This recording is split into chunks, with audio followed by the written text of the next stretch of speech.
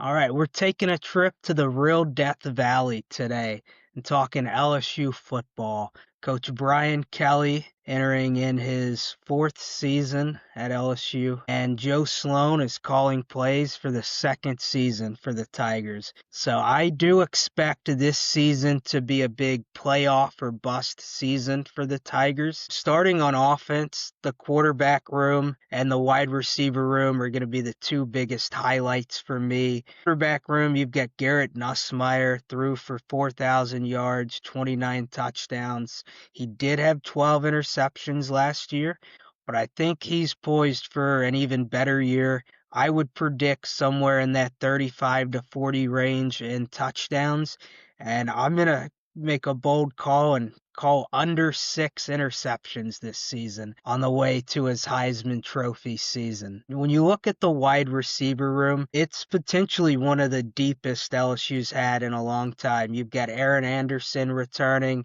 He had almost 900 yards, 5 touchdowns last year. You've got Barrion Brown, the transfer from Kentucky, coming in really fast. Nick Anderson, the transfer from OU, he was banged up last year, but as a freshman, he had 10 touchdowns, 800 yards. You've got Chris Hilton, who's a big play guy, who's really been banged up his entire career at LSU, so I think they're really hopeful that he can stay healthy this year. And then Xavion Thomas is another guy that I've heard great things about in camp.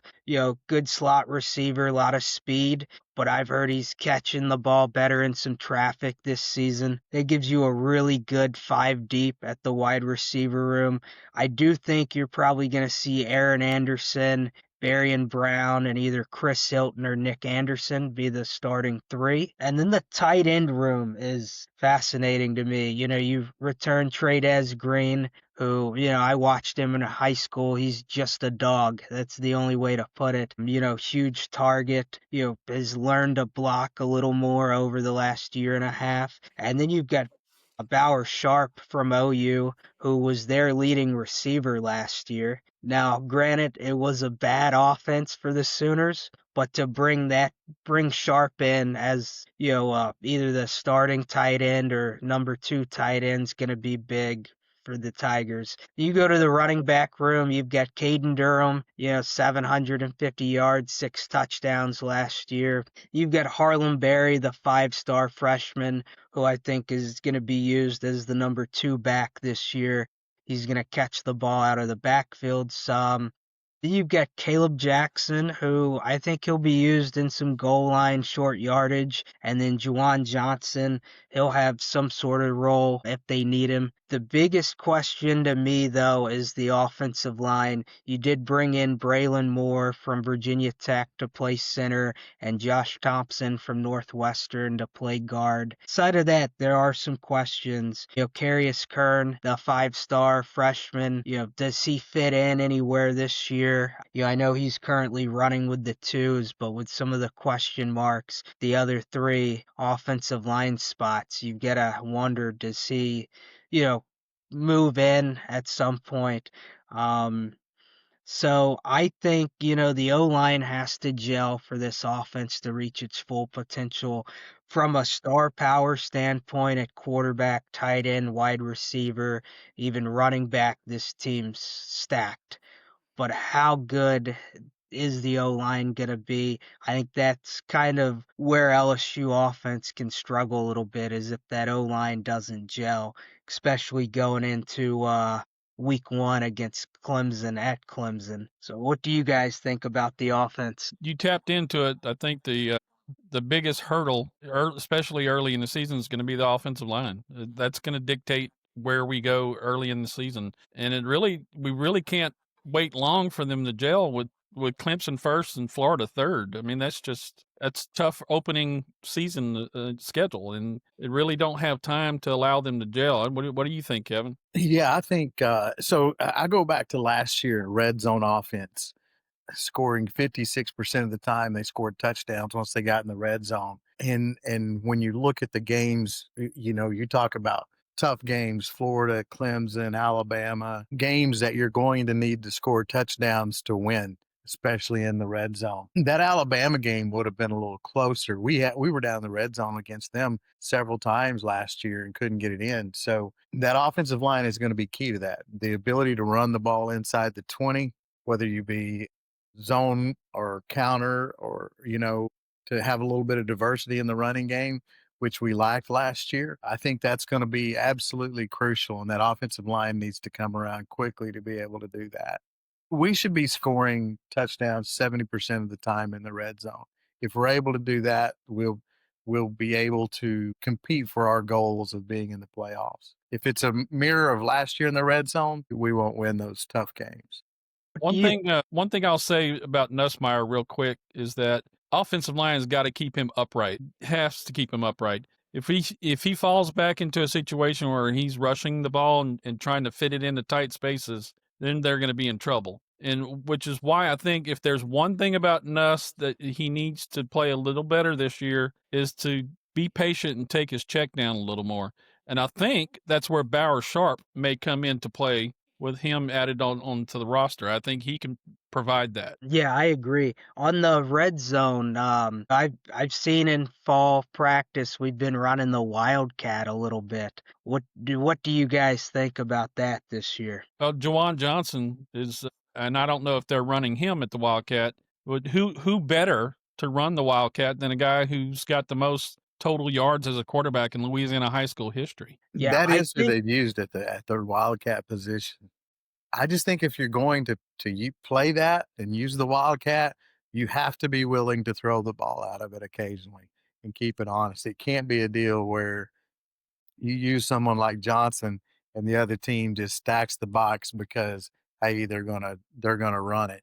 I think you got to show some diversity and be willing to throw it to your tight end, your 6'7" target Green, the Nick Anderson that's a 6'4". You got to be willing to throw it, out there and make the other team respect that so that you can open up that running play.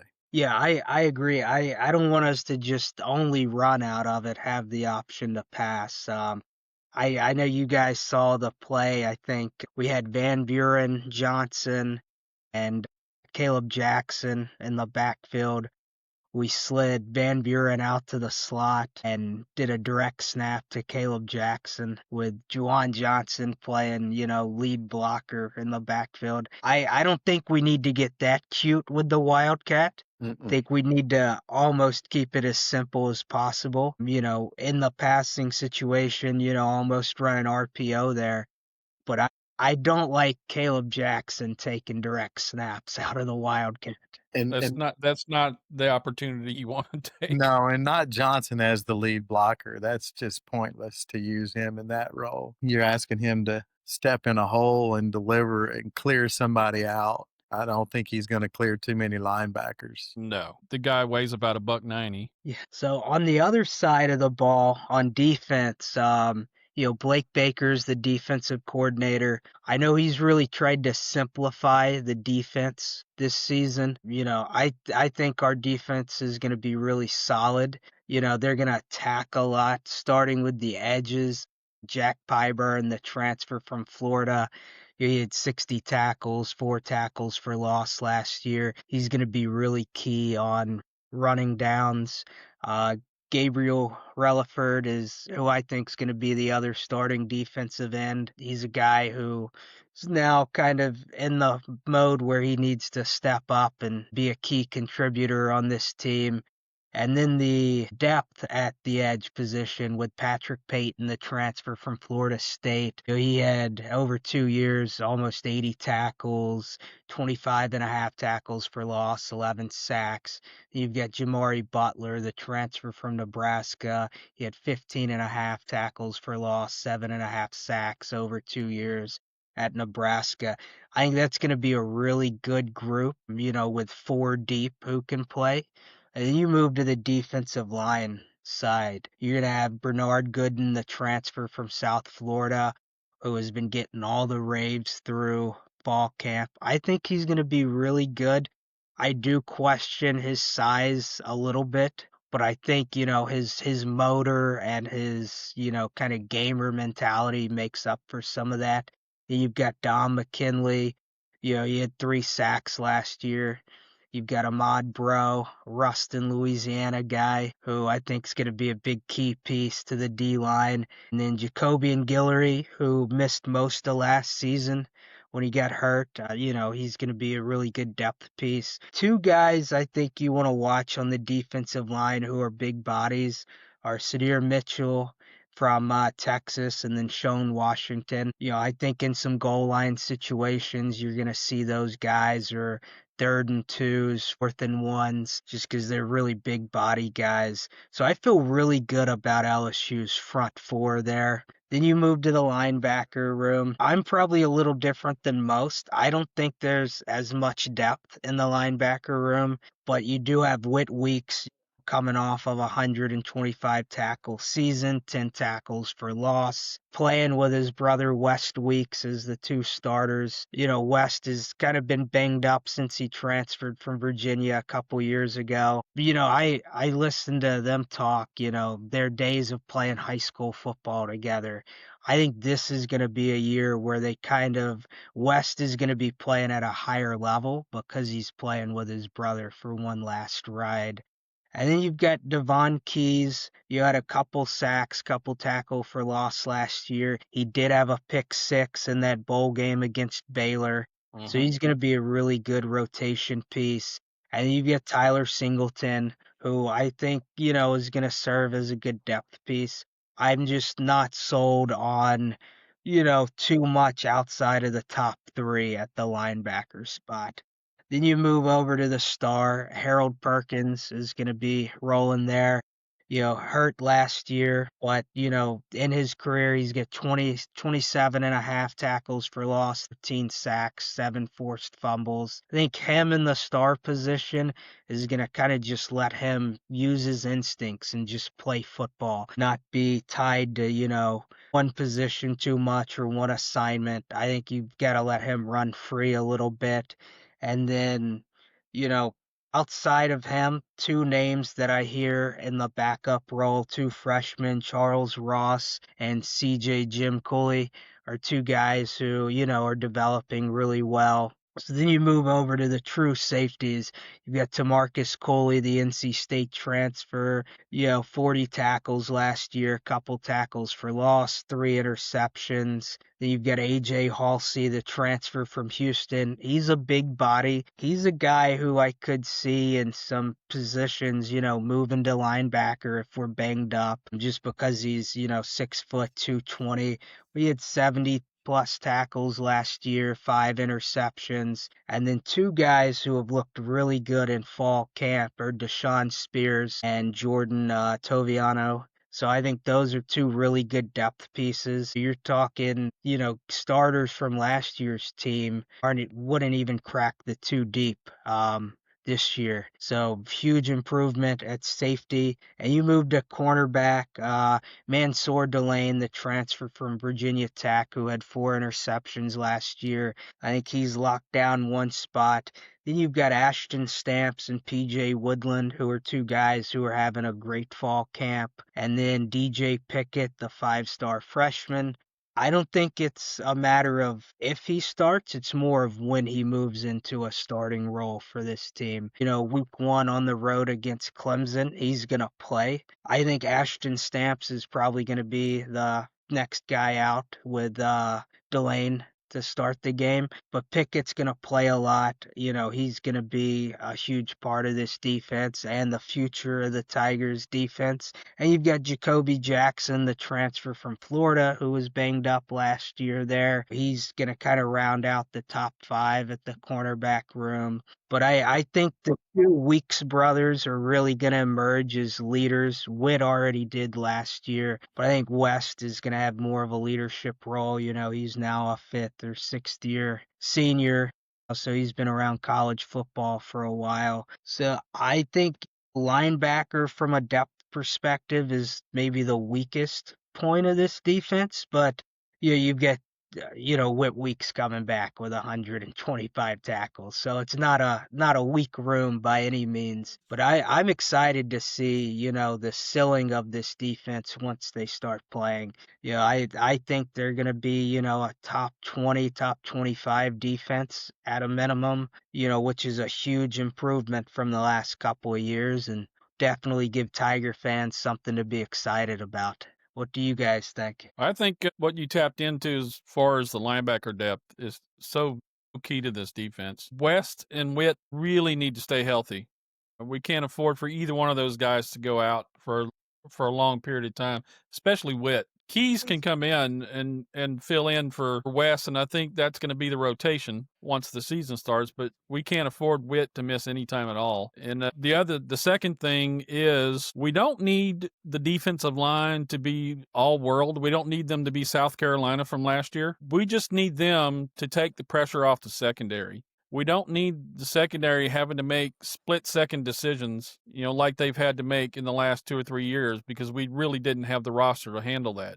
We do have the roster now, which makes the defensive line even better.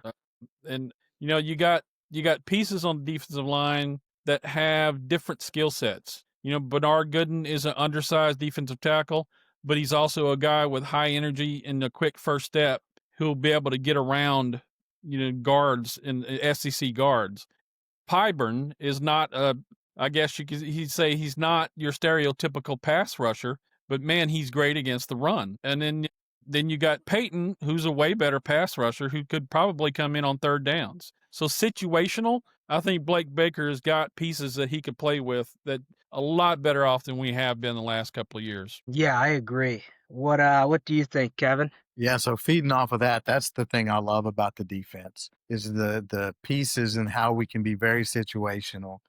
Pyburn against the run, Peyton against the pass, Relaford's a good all around DN. Again, Gooden to get penetration, push up the middle on passing downs type stuff, and then Bro and McKinley, against the run. McKinley's just a physical monster. I mean, he's just a guy who's got a bright future. Yep. And I love how, again, you keep talking about the parts that play into this. So Cooley at North Carolina State played safety and played a lot of nickel. So one of the things that teams did to us with Perkins that really took Perkins out of his best thing, which is rushing the passer, when at the end of his freshman year when we played A&M in Georgia, they would just take people in motion and take him totally out of the slot, take him out of the play. With Cooley's coverage ability, you can drop him down. You get into those passing downs, you can drop him down. He can play man on against a guy in that slot type area. Of course, Woodland can play in the nickel, but you dropped Cooley down and Perkins can still rush the passer.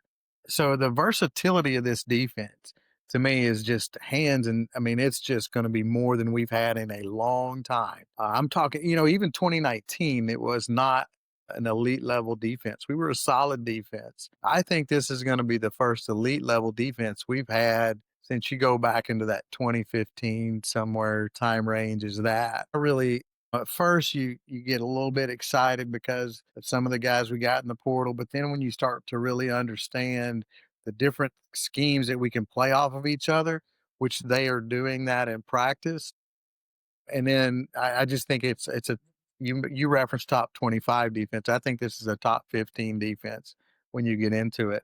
Peyton is a great pass rusher, but one of the things he does even better than that is bat down passes. He's 6'6".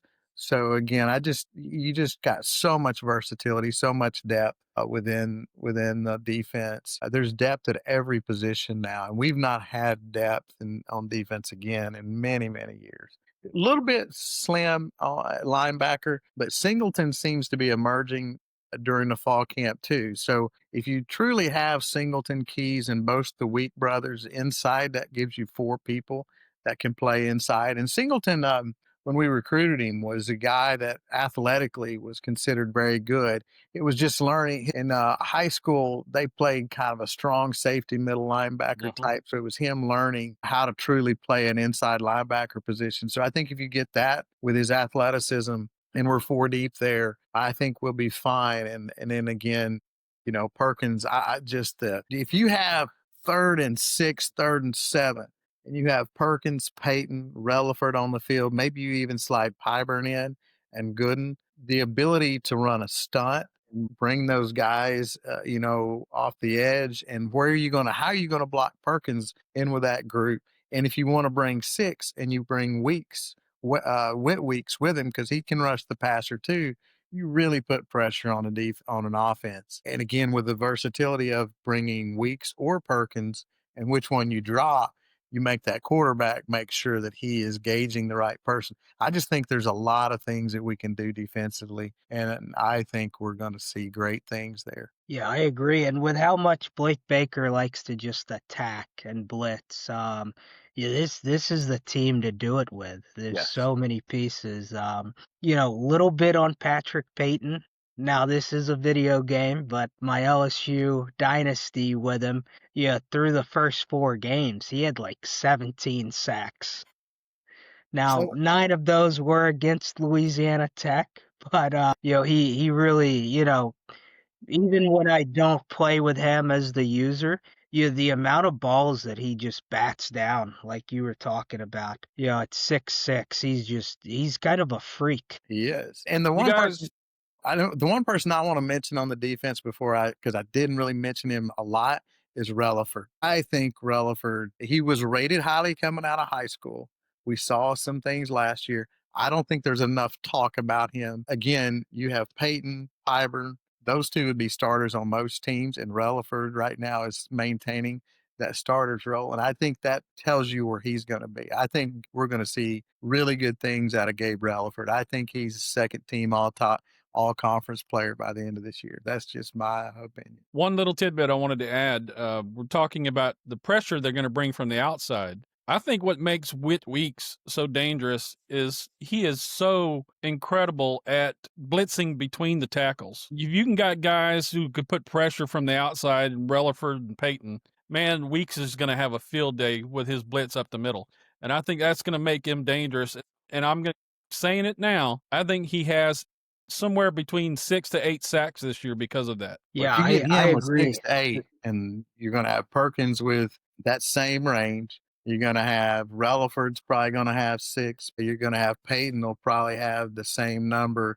I mean, you're talking about a potential 40 sack team. And like you mentioned, Daniel, the way Blaker likes to blitz and run different things, it could be a very special deal. Yeah, I agree. I feel better about the defense, even though we're so strong skill position on offense. Yeah, and I think that's gonna kind of help Garrett Nussmeier, knowing, okay, I don't have to go and score 49 points every game to win. We're not going to be in a constant shootout. So if you can have Nussmeier in the mindset of, we're probably going to win a lot of games if we just score 28. And then, that's going to lead to 35 or 38 because he's not so focused and, doesn't have that in his mind. We've got to score a touchdown every drive. So I think the defense is really going to allow to open up the offense. But, if we have a top 20 defense and even if the offense, takes a little step back, top 30, you have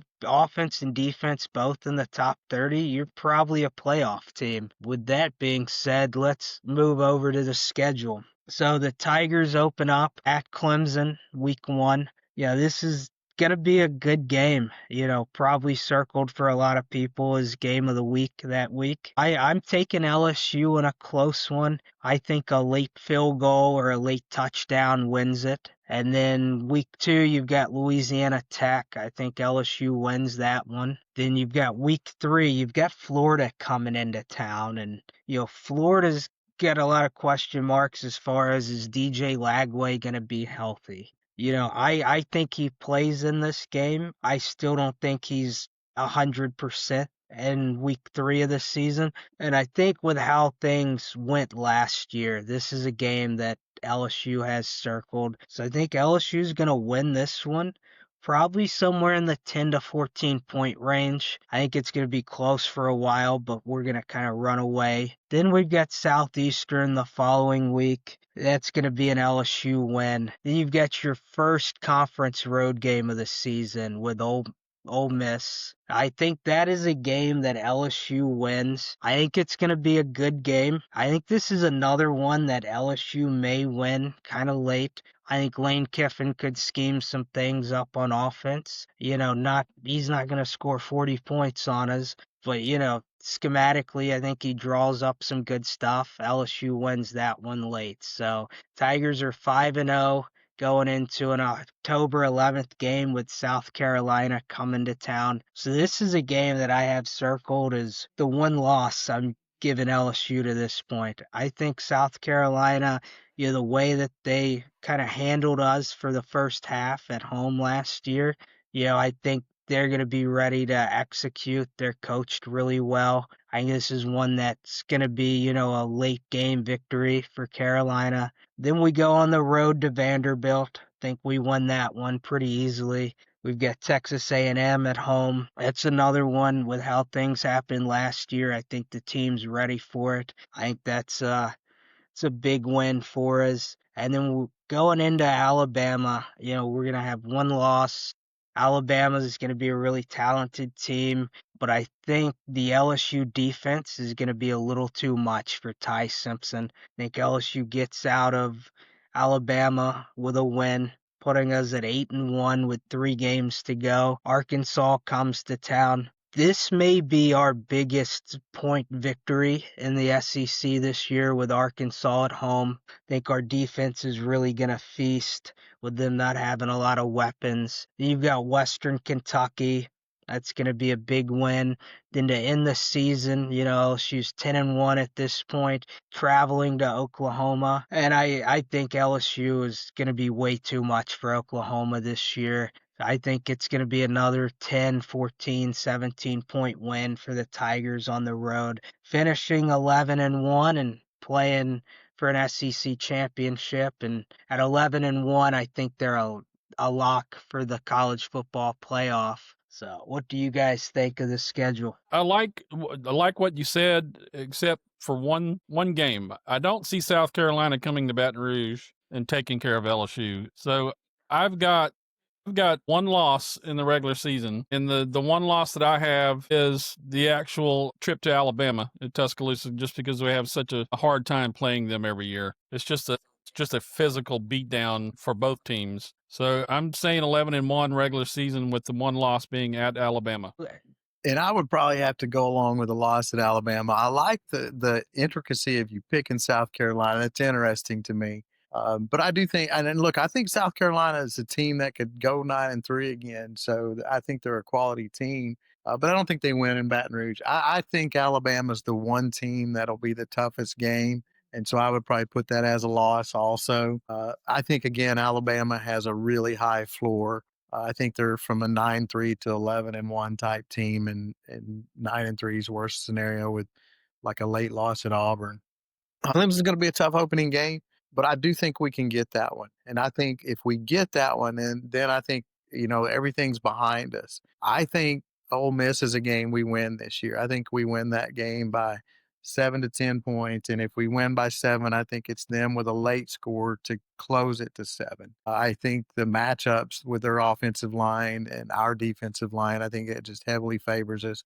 And I like what when I look at Oklahoma, their strength is their defensive line, their weakness is their secondary. I think by that time our offensive line will be solid and they'll be solidified. We do have enough talent along that offensive line that I think we can pass protect enough that we can really expose their secondary, which I think is their weakness at Oklahoma. So I think we win that game. I think if you get past Clemson or you lose to Clemson, either way, that game against Florida in week 3 becomes a huge game either way. If Lagway comes in and he's healthy and he's playing well, you're a better team than Florida, especially at home. But Florida is a pretty well-rounded team all the way around. So, one turnover or a couple of penalties or mental mistakes could swing that game. And that's a game I think you really have to be on top of. And after you get past Clemson, immediately circle that one. Because if you can beat Clemson and beat Florida, then you're off to the races, in my opinion. Yeah, I agree. I think, we all picked LSU 11-1. I really think, if the wheels fall off a little bit, like this is still, worst case a 9-10 team. I think best case, obviously 12-0, 10-2, 11-1 are kind of, almost the floor of this team. If the O-line gels, if we're 10-1 going into that Oklahoma game, that obviously means the O-line got things together. I did pick Arkansas to be the team we beat the most, but we could hang up, 56 on Oklahoma on their home turf at the end of the year and potentially only give up, 10 points to them. So if we finish the season beating a team like Oklahoma by 30 or 40 points to go 11-1, regardless of whether it's Alabama, Georgia, Texas, SEC championship that LSU would face, I've got to think that, LSU could potentially be the favorite. SEC championship. You're looking at, an 11-1 season and potentially having the number 1 seed in the college football playoff. Potential is there. Absolutely. Cool. Want to roll into South Carolina in about 15? Well, can y'all give me about 5 minutes? Yeah. Yeah. Okay. Give me 5 minutes and I'll come right back. Okay, perfect. All right, man.